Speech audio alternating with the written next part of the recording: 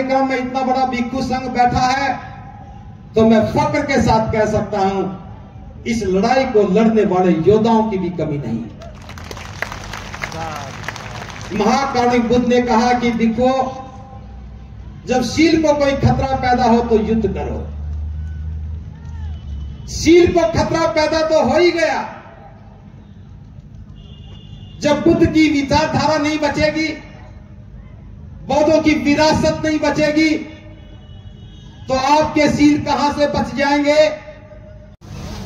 और हम लोगों ने अपने अपने तंबू बना लिए, उसके बंबू बन गए। हमने अपने संगठनों को तंबू बना लिया, उसके अध्यक्ष बनकर के बंबू बन गए। जो लक्ष्य बाबा साहब ने तय किया था, हम उसको करना भूल गए। हम बौद्ध भी बने, नजर नहीं आए। बाबा साहब 18 मार्च 1956 को आगरा में आए। 9 महीने के अंतराल में बाबा साहब दुनिया से विदा हो गए। बाबा साहब के दुनिया से जाने के बाद आगरा के लोगों ने एक साथ 3 लाख लोगों ने, 5 लाख लोगों ने बौद्ध धर्म की दीक्षा ली। वो जनवरी 5 का दिन था। 1957 में 5 जनवरी को या 3 जनवरी को 5 लाख लोग बौद्ध बने। उसके 2 या 3 दिन के बाद 3 लाख लोग बौद्ध बने। अगर कुल मिलाकर के मैं बात करूं, 5 लाख भी बौद्ध बने। आज हमें 500 बौद्ध भी नजर नहीं आते। क्यों नजर नहीं आए? ये प्रश्न हमारे सामने खड़ा था। तो समझ में आया, हमने दीक्षा तो ली, हम बौद्ध तो बने, अपनी पहचान नहीं बनाई, पुरानी पहचान को छोड़ा नहीं, नई पहचान बनाई नहीं, प्रतीक बदले नहीं, पहनावा बदला नहीं, संबोधन बदला नहीं, तो बौद्ध कैसे बनेंगे? फिर जब मैं भिक्षुओं की ओर देखने लगा, भिक्षु बहुत बने, लेकिन वो सारे के सारे संस्कार करवाने लग गए। पुरोहित का काम भिक्षु करने लग गए। किसी ने मांग में सिंदूर भरा तो किसी ने बिछिया पहनाने का काम भी किया। जो काम नहीं करना था वो भिक्षु करने लगे। एक एक को रोकना संभव नहीं था। जरूरत थी एक आचार संहिता की, और उस आचार संहिता पर काम करना शुरू किया। 15 और 16 जून को 2 दिन का जयपुर में एक कार्यक्रम रखा। पूरे देश के प्रतिनिधि आए। बौद्ध आचार संहिता को, ड्राफ्टिंग को अंतिम रूप दिया। और 11 नवंबर 2024 को गौतम बुद्ध विश्वविद्यालय, गौतम बुद्ध नगर में इस बौद्ध आचार संहिता का विमोचन किया। उस समय हम मात्र 2500 प्रतिनिधि बुला पाए, लेकिन 18 मार्च का कार्यक्रम सीमाओं से पार जाकर के होता है। तो हमने इस बार का धम्म कारवां आचार संहिता को समर्पित करने का निर्णय लिया। लेकिन निर्णय लेने के बाद एक परिस्थिति बदली। आदरणीय आकाश लामा जी, जो कि दार्जिलिंग के रहने वाले हैं, उनके नेतृत्व में भिक्षु प्रज्ञाशील महाथेरो जी और बहुत सारे भिक्षु मिलकर के ऑल इंडिया बुद्धिस्ट फोरम बना करके इस देश के एक बहुत ही महत्वपूर्ण विषय को अपने हाथ में लिया। और मैं थोड़े शब्दों में बता रहा हूं। हम बौद्ध होने की बात तो करते रहे, लेकिन हम बुद्ध की ओर नहीं देख पाए। जिस देश से चल करके श्रद्धेय भिक्षु पी शिवली जी हमारे बीच में बैठे हैं, इन्हीं के देश श्रीलंका से अनागारिक धम्मपाल 1891 में भारत में आए। वे बौद्ध नहीं थे, वे ईसाई परिवार से संबंधित थे। बुद्ध की विरासत को देख करके उनका हृदय द्रवित हो गया। जिस महाबोधि महाविहार को आज पूरी दुनिया से झुकाती है, वहां पूजा अर्चना हो रही थी। बुद्ध को कुछ और बता करके पूजा जा रहा था। पहली लड़ाई अनागारिक धम्मपाल ने अकेले लड़ी 1892 में। वो मुकदमा जीत भी गए, लेकिन फिर वो हाई कोर्ट में केस चला गया। सरदेव भंते पी शिवली जी हमारे बीच में बैठे हैं। ये बहुत गंभीरता से उस घटना को इन्होंने अध्ययन किया, पढ़ा है और समझा है। मैंने भी उन्हीं से सुना है और लिखा हुआ कुछ थोड़ा सा पढ़ा है। हाई कोर्ट में हमारी पैरवी मजबूत नहीं थी। भारत का कोई बौद्ध उनके साथ नहीं खड़ा था और हम हार गए। 1892 में हम हारे और आज 132 वर्ष हो गए, आज भी हम हारे हुए हैं। अनागारिक धम्मपाला ने लंबी लड़ाई लड़ी और परिणाम यह हुआ, देश आजाद होने के बाद एक कानून बना। 1949 में एक कानून बना और उस कानून ने बौद्ध विरासत को दो धर्मों के बीच में बांट दिया। तराजू उनके हाथ में थी, एक पलड़ा को भारी कर दिया और हमें हल्का बना दिया, और जो पलड़ा भारी था उसमें सरकार का प्रतिनिधि डीएम को बिठा दिया। जब सरकार और प्रशासन शामिल हो जाता है तो आम आदमी की बात नहीं सुनी जाती है। 4 बौद्ध प्रतिनिधि बने,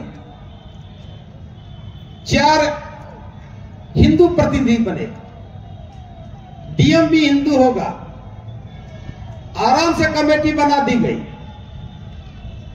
जो देश के राष्ट्रपति बने उनकी मौजूदगी में कमेटी बनी। इसे न्याय कहा गया। ये अन्याय की एक बहुत बड़ी बुनियाद डाल दी थी। उसके बाद आज से 25 वर्ष पहले जापान से आए हुए एक भिक्षु आर्य नागार्जुन सुरेई ससई जी के नेतृत्व में बौद्ध गया मुक्ति का आंदोलन शुरू हुआ। आंदोलन बहुत मजबूती से लड़ा गया, लेकिन जब निर्णायक दौर आया, जो हमारे परम सरदेव भंते जी हैं, वो 3 भागों में बट गए। 3 भागों में बटे और कानून वही का वही बना रह गया और वो आंदोलन एक बार फिर स्थिर हो गया। अब तीसरी बार आंदोलन शुरू हुआ। पहली बार अनागारिक धम्मपाला ने बौद्ध गया को एक नई पहचान दी। दुनिया के बौद्धों का ध्यान महाबोधि महाविहार की ओर गया। आर्य नागार्जुन सुरेई ससई ने जब आंदोलन शुरू किया तो पूरी दुनिया के बौद्ध इस बात को जान पाए कि यह बौद्ध विरासत है, लेकिन भारत के बौद्ध इस बात को नहीं समझ पाए। आज तीसरी बार आंदोलन शुरू हुआ है और इस बार नेतृत्व भारत के बौद्धों के पास में नेतृत्व है। मैं ये बिल्कुल नहीं कह रहा हूं कि जो विदेशी नेतृत्व था वो कमजोर था। उनका नेतृत्व हमसे मजबूत था। उनके सामने परिस्थितियां अनुकूलित नहीं थी, फिर भी वो लड़े। हमारे सामने परिस्थितियां अनुकूलित है, फिर भी हम नहीं लड़ पाए। तो मैं आज बताना चाहता हूं, भले ही आज का यह कार्यक्रम बौद्ध आचार संहिता को समर्पित है, फिर हमने भी लक्ष्य बदला है।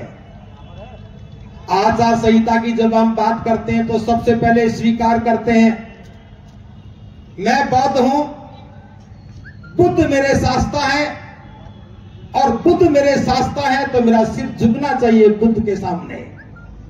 जब हम शीश झुकाने की बात करते हैं तो फिर महाबोधि महाविहार नजर आता है, और महाबोधि महाविहार बोध गया की ओर देखते हैं तो तरस आता है।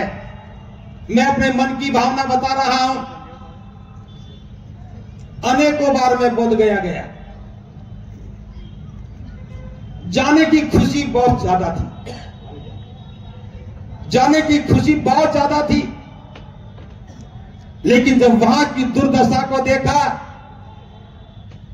वहां के पुरोहितों को घंटी बजाते देखा, वहां के पुरोहितों को पिंडदान करते देखा, तो बेबसी दिमाग में आई, और ये सोच करके कि हम कर क्या सकते हैं, हम तो एक दिन के लिए देखने के लिए आए, क्या कर सकते हैं। कई बार गए फिर भी यही रहा है कि एक दिन देखने के लिए आए, क्या कर सकते हैं। और उसके बाद एक षड्यंत्र हुआ, बोध गया परिसर के आसपास कुछ बम के धमाके हुए, बम के धमाकों के नाम पर सुरक्षा और मजबूत हो गई, और सुरक्षा इतनी मजबूत हुई कि बौद्ध लोगों का प्रवेश तो मुश्किल हो गया, दूसरे धर्म के अनुयायियों के पत्थर के भगवान भी वहां जाकर के बैठ गए। कोई मेटल डिटेक्टर काम नहीं कर सका। दीवारों पर बुद्ध की प्रतिमाओं को दूसरे धर्मों के पात्र का नाम लेकर के पढ़ाना शुरू कर दिया। सारी दुनिया जानती कि बौद्ध पूजा नहीं करते, बुद्ध के सामने घंटी बजा बजा करके कुछ और ही नाम दिया जाने लगा। झूठ बोलने वालों ने महारत हासिल कर ली, लेकिन यह बर्दाश्त नहीं किया जा सकता था। जब मैं बौद्ध आचार संहिता की बात करता हूं तो बुद्ध मेरे शास्ता है, और बुद्ध मेरे शास्ता है, तो जिस जमीन से सिद्धार्थ बुद्ध बन के निकले, सिद्धार्थ गौतम बुद्ध संबोधि को प्राप्त हुए, पूरी दुनिया में अज्ञानता का अंधकार खत्म हुआ, पूरी दुनिया के दुखों को दूर करने का एक मार्ग प्रशस्त हुआ। जो लोग कभी जीवन में सुख की कल्पना नहीं करते थे, उनके लिए निब्बान का द्वार भी खुल गया। समता, मैत्री, करुणा, बंधुता, न्याय और स्वतंत्रता का सिद्धांत वहां से प्रतिपादित हुआ। लेकिन जब हम बात बौद्ध गया की करते हैं तो कैसे सिर झुकाएं? वहां तो दूसरे धर्म के लोग अपनी जागीर बना करके उसे पेश कर रहे हैं। आज मैं आपसे सिर्फ इतना कहना चाहता हूं, हम क्या पहने, क्या खाएं, शादी कैसे करें, मरने के बाद क्या करें, ये सारी बातें तो हमें करनी है। लेकिन बौद्ध गया को आजाद किए बिना किसी प्रकार की भी आचार संहिता का अस्तित्व कैसे स्थापित होगा? तो आज मैं बता देना चाहता हूं, बाबा साहब ने हमें बहुत मार्ग दिए। 18 मार्च का दिन हमें बता रहा है, अब हमारे संघर्ष की दिशा भी तय होनी चाहिए। और मैं तो सभी भिक्षुओं से आह्वान कर रहा हूं, भले यहां पर 250-300 भिक्षु बैठे हैं, पूरे देश में बैठे हुए भिक्षुओं से मैं कहना चाहता हूं, आप लोगों ने त्याग किया है, परिवार का त्याग किया है, संपत्ति का त्याग किया है, सुख का त्याग किया है। बस एक त्याग और कर दो, जिन बुद्ध विहारों में रहते हैं उन बुद्ध विहारों को छोड़ दो। जब तक बौद्ध गया मुक्त ना हो जाए, अपने बुद्ध विहारों पर आना बंद कर दो। उपासकों की तालियों की गड़गड़ाहट बता रही है कि हमें शहादत के लिए तैयार होना चाहिए। आप जितनी मजबूती से ताली बजा रहे हो, एक अनुरोध कर रहा हूं, आपके आसपास जहां पर भी कोई बौद्ध भिक्षु रहते हो, हाथ जोड़ करके निवेदन करना, भंते जी बोध गया मुक्त नहीं हुई है। वो जमीन जहां से सिद्धार्थ बुद्ध बन के निकले, आज अपनी बेबसी पर तरस खा रही है। बौद्धों की महान विरासत को धूमिल किया जा रहा है। बुद्ध की प्रतिमाओं के आकार प्रकार बदले जा रहे हैं।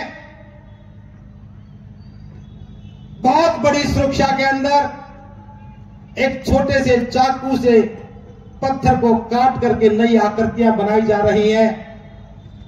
महाकारुणिक बुद्ध ने कर्मकांड का विरोध किया और उसी प्रांगण में आज पिंडदान हो रहा है।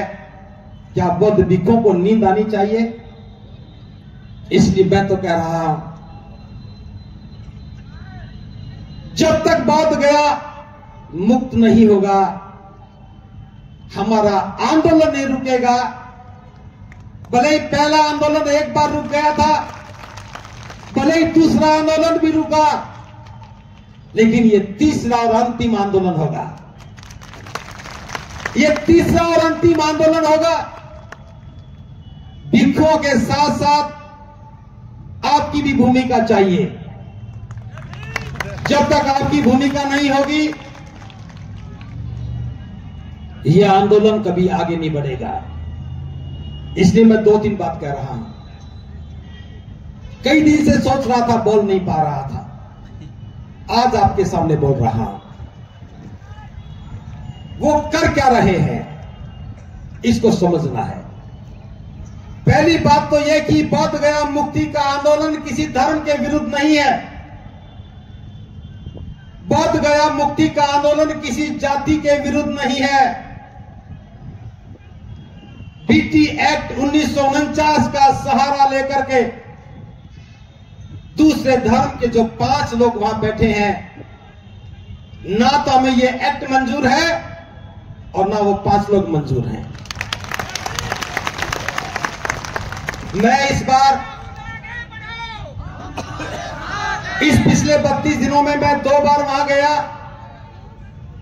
एक बार 5 दिन रुका हूं, एक बार 6 दिन, और मैं एक बार भी बोध गया को देखने के लिए नहीं गया, मां बोधि विहार को देखने नहीं गया। कई बार मन में सोचा कि मैं जाऊं, देख करके आऊं, लेकिन मेरे कदम नहीं उठे कि हमारी विरासत पर ताले लगे हों, विधर्मियों के कब्जे हो गए हों, कर्मकांड का बोलबाला हो गया हो, मूर्तियों के नाम बदले जा रहे हों। दर्शन करके भी क्या कर लूंगा। इसलिए मैं इस बार दर्शन करके नहीं आया, लेकिन आपको कह रहा हूं, आप लोग दर्शन करने नहीं गए इसलिए कब्जा हो गया। साल में एक बार जाओ, अपनी विरासत को देख करके आओ। जिस विरासत के वारिस नहीं होते, वहां खरपतवार पैदा हो जाती है और लंबे समय तक विरासत को संभाला ना जाए तो उसी खरपतवार में झाड़ियां पैदा हो जाती हैं और उन झाड़ियों में सांप और बिच्छू पलने लग जाते हैं, और समय और ज्यादा लंबा हो जाए तो दूसरों के कब्जे हो जाते हैं। हमारे साथ यही हुआ। पहले खरपतवार होगी, फिर झाड़ियां बड़ी हुई, फिर सांप और बिच्छू पले, और आज किसी और के कब्जे हो गए। आप यहां जयंतियां मनाते रहे और बोध गया से लोगों के सामने गलत संदेश जाता रहा। तो मैं एक आह्वान कर रहा हूं, 14 अप्रैल आने वाली है। सभी लोग बाबा साहब की जयंती मनाते हैं। मैं पूरे देश के बौद्ध अनुयायियों और तमाम बाबा साहब के अनुयायियों से अनुरोध कर रहा हूं, इस बार की 14 अप्रैल महाबोधि महाविहार की मुक्ति को समर्पित होनी चाहिए। आपके द्वारा निकाली जाने वाली झांकी में बौद्ध विहार की, महाबोधि महाविहार की झांकी होनी चाहिए और उस पर लिखा होना चाहिए, बौद्धों की विरासत के वारिस तो बौद्ध हैं, पीटी एक्ट खत्म करो और इसके वारिसों को इनका हक सौंपो। यह हमारा प्रतीक चिन्ह होना चाहिए। और मैं दूसरी बात आपसे कह रहा हूं, इस बार की बुद्ध पूर्णिमा अपने क्षेत्र में मत मनाना, अपने नगर में मत मनाना, अपने बिहार में मत मनाना। सारे देश के बौद्ध, सभी बाबा साहब के अनुयायी हाथ में पंचशील का ध्वज लेकर के इस बोध गया महाबोधि महाविहार का प्रतीक चिन्ह लेकर के बोध गया में जाकर के बाबा बुद्ध पूर्णिमा उत्सव मनाएंगे। सारे देश के बौद्धों को बुद्ध पूर्णिमा वही मनानी है। ये ताकत का और संख्या का विषय नहीं है। जैसे मैं वहां गया तो मैं संकल्पित हो गया, आकाश लामा जी गए तो वो संकल्पित हो गए, भिक्खु प्रज्ञाशील महाथेरो जी गए तो वो संकल्पित हो गए, भिक्खु पी शिवली महाथेरो जी हमारे बीच में बैठे हैं। मैंने इनकी दिल की पीड़ा को गंभीरता से अनुभव किया है। इन्होंने इस विरासत को बचा के रखा है। महाबोधि सोसाइटी ने भारत की बौद्ध विरासत को बचा के रखा है। और मैं आज इस मंच के माध्यम से बता रहा हूं, बहुत दिनों से मैं सोच रहा था कि हमें भी किसी का सानिध्य मिलना चाहिए। और आज परम श्रद्धेय भिक्खु पी शिवली महाथेरो जी का सानिध्य हमें मिला, हमारी ताकत और बढ़ गई। जब सिर पर कोई और बैठा होता है तो फिर संघर्षों के चुनौतियों के सामने जाने से कोई भय नहीं लगता है। तो मैं तो सिर्फ इतना बताना चाहता हूं, अगली लड़ाई का रुख क्या होना चाहिए? बुद्ध की दीवार पर बनी हुई मूर्तियों को वो नया नाम दे रहे हैं, मैं नाम नहीं बता रहा हूं। हमारे मन में झूठी कहानियां बता रहे हैं, मैं कहानी नहीं सुना रहा हूं। हमारे मन में झूठी श्रद्धा पैदा कर रहे हैं, दिल में झूठी श्रद्धा पैदा कर रहे हैं। हमें भी 3 काम करने हैं। पहली बात, अपने मन से मस्तिष्क में जो अज्ञानता अंधविश्वास भरा पड़ा है, कर्मकांड भरे पड़े हैं, उसको बाहर निकालो। अपने मन को साफ करो। बौद्धों के मन में कोई डर नहीं होता, विद्या नहीं होती, कर्मकांड नहीं होती। अपने दिल को साफ करो। किसी भी प्रकार के कर्मकांड के प्रति कोई विश्वास नहीं होना चाहिए। और तीसरी बात, अपने घर की दीवारों को साफ करो। वो अगर हमारे बुद्ध विहार की दीवारों को खंडित कर रहे हैं, हम अपने घर की दीवारों को साफ करना शुरू कर दें। अभी तक तो हम एक नारा लगा रहे थे, मैं बौद्ध हूं, जाति से मुक्त हूं, बौद्ध मेरा समाज है। और मैं बता रहा हूं, आप जाति को तोड़ना शुरू कर दो, महाबोधि महाविहार की गुलामी की बेड़ियां टूटनी शुरू हो जाएंगी। और जब तक आपकी जाति बची रहेगी, बेड़ियां नहीं टूटेंगी। इसलिए हमें अपने घर की दीवारों को साफ करना है। उस दीवार पर बस एक ही प्रतिमा हो, वो बुद्ध की हो, दूसरी अगर साथ में हो तो बाबा साहब की हो। और मन में सिर्फ एक ही विश्वास हो, महाकारुणिक बुद्ध मेरे शास्ता हैं। अगर दूसरा भी कोई विश्वास हो तो बाबा साहब ने मुझे बुद्ध के का मार्ग पर दिखाया है, बस वो विश्वास हो। और तीसरी बात, हमारा श्रद्धा से कहीं सर झुके तो वो बुद्ध हो, और दूसरे कोई हो तो बाबा साहब हो। इन 3 बातों को अगर हम ध्यान रख लें, ये लड़ाई मजबूत हो जाएगी। मैं बहुत ज्यादा बात आज नहीं करूंगा क्योंकि हमारे बीच में हमारे मुख्य अतिथि जी हैं, उनका मार्गदर्शन हमारे लिए बहुत महत्वपूर्ण होता है। बस मैं इतना कह रहा हूं, आपके घर में जब खाना बने तो इतना ध्यान रखना चाहिए कि बोधगया में भी कुछ लोग बैठे हैं इस आंदोलन को लड़ने के लिए, थोड़ा सा खाना उनके लिए भी होना चाहिए। जब आप कोई कमाई करें, घर के खर्च के लिए पैसा खर्च करें, तो आपके मन में भाव आना चाहिए कि बोध गया में जो आंदोलन चल रहा है,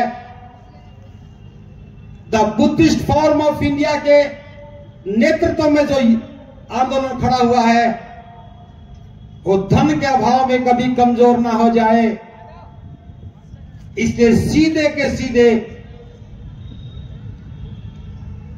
the Buddhist forum of India के खाते में अपना अंशदान भेज दीजिए। अगर नगद देने की बात आए तो वहीं जाकर के दीजिए, ये बहुत जरूरी है। आंदोलन या तो धन के प्रभाव से कमजोर होता है या संख्या के बल से कमजोर होता है, और आज हमारे पास दोनों हैं। धन की कमी नहीं, संख्या की कमी नहीं। और उत्तर भारत में अगर एक कार्यक्रम में इतना बड़ा भिक्षु संघ बैठा है तो मैं फक्र के साथ कह सकता हूं, इस लड़ाई को लड़ने वाले योद्धाओं की भी कमी नहीं। महाकारुणिक बुद्ध ने कहा कि देखो, जब शील को कोई खतरा पैदा हो तो युद्ध करो। शील को खतरा पैदा तो हो ही गया। जब बुद्ध की विचारधारा नहीं बचेगी, बौद्धों की विरासत नहीं बचेगी, तो आपके शील कहां से बच जाएंगे? जब हमारी विरासत पे कर्मकांड होने लगेंगे तो शील कहां बच जाएगी? तो फिर महाकारुणिक बुद्ध की बात दोहरा रहा हूं, शीलों पर खतरा हो जाए तो युद्ध करो, भिक्षुओं युद्ध करो। इसलिए भिक्षुओं को भी अब इस युद्ध में शामिल होना चाहिए। युद्ध का मतलब किसी को मारना पीटना नहीं है। युद्ध का मतलब जो गलत है उसको खत्म करना है और जो सही है उसे हासिल करना है। हम बौद्ध हैं, शांति के साथ, मजबूती के साथ। शांति का अर्थ कमजोरी नहीं होता। हम बौद्ध हैं, मैं पूरे विश्वास के साथ कह रहा हूं, बौद्ध कभी युद्ध लड़ करके कुछ हासिल नहीं करते। हम सत्य के साथ खड़े होते हैं, हम सत्य के लिए लड़ते हैं और सत्य की जीत होती है। सत्य को परेशान तो किया जा सकता, पराजित नहीं किया जा सकता। जब तक हम बौद्ध नहीं थे, हाई कोर्ट में लड़ाई हार गए थे। जब देश में सोशल मीडिया नहीं था, विचार जन जन तक नहीं पहुंचा था, आज हमारे पास सोशल मीडिया भी है, आज हम बौद्ध भी हैं, आज बौद्ध अनुयायी भी हैं, आज भिक्षु भी हैं। इस बार की ये लड़ाई, इस बार का आंदोलन हम जीतेंगे, अवश्य जीतेंगे और जीतेंगे। बुद्ध पूर्णिमा तक हमें चैन से नहीं बैठना है। एक बार फिर कह रहा हूं, अभी से अपनी रेल की टिकटें बुक करवा लो, अभी से बसें बुक कर लो। जो पैदल जाना चाहते हैं वो पंचशील का झंडा लेकर के पैदल चल पड़े। जो मोटरसाइकिल पर जाना चाहते हैं वो पंचशील का झंडा लगाएं और अपनी बाइक लेकर के चल पड़े। जो कार और बस में जाना चाहते हैं कार और बस से जाएं। रेल में जाने वाले रेल से जाएं, हवाई जहाज से जाने वाले हवाई जहाज से जाएं। बस लक्ष्य एक ही है, इस बार बुद्ध पूर्णिमा बोध गया में मनाएंगे और बोध गया मुक्ति की कामना के साथ मैं उम्मीद करता हूं बिहार सरकार हो सकता है कि बुद्ध पूर्णिमा तक महाकारुणिक बुद्ध की संबोधि की पात्र बन जाए, उनको भी बात समझ में आ जाए कि ये नाइंसाफी है, कानून गलत है। विधानसभा में उस एक्ट को खत्म करने का प्रस्ताव ला करके बौद्धों को विरासत सौंपने का काम करे। अगर ऐसा करती है तो हम उनके नैतिक साहस को साधुवाद देंगे।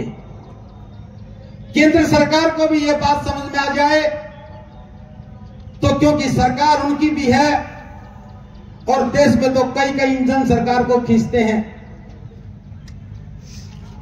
कहीं भी किसी को भी बात समझ में आ जाए बस इस एक्ट को निरस्त करें। महाबोधि टेम्पल एक्ट जो है DT 1949 निरस्त होना चाहिए। और मैं कामना करता हूं जब पूरा देश बोध गया की ओर चल पड़ेगा, आप जब तक बुद्ध गया में पहुंचेंगे, मुझे उम्मीद है बोध गया की गुलामी की बेड़ियां टूट जाएंगी और विरासत का बारिश बन करके लौटेंगे। बस एक संकल्प के साथ चलना है।